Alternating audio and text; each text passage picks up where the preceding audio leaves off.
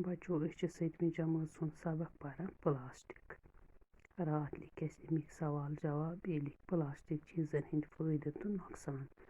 आज ब्याक सवाल मिसाल वुचित भरियो खाली जाय। प्लास्टिक परेशानी पैदा करान तिकाज यह जमीनस मज होचान।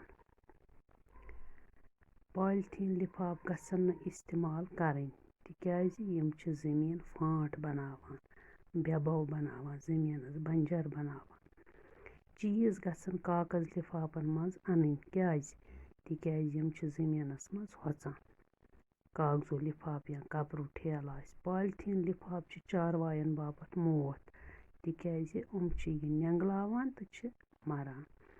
कुदरती वसीलन गछ रच करें यम अस खुदायन पन कुदरतन वसील दितमत तिमन करो रच तिकाज यम खुदाय सज रच न्यामच। लूक बेमार गसान तिकाज सोन माहौल छुन साफ। माहौल गो ओंद पोक। सोन ओंद पोक ये साफी आस कह तो नतीज यह नेरान अस गसान बेमार।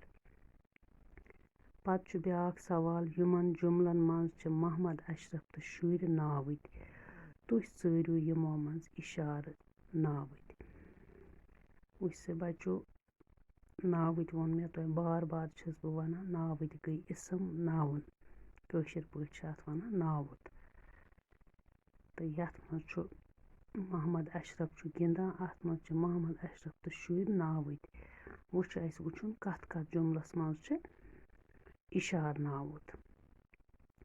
येल कंस कुन इशार करो अस मोहम्मद अशरफ गिंदान सो वात वनी गो अत मज सो इशार नावत। यह मोहम्मद अशरफुन वनान तमिस मातामाल गसन गो तमिस अतनस तस कस तान सुंद वनान सो हसा गस मातामाल तस कुन इशार दिवान। शुर गिंदान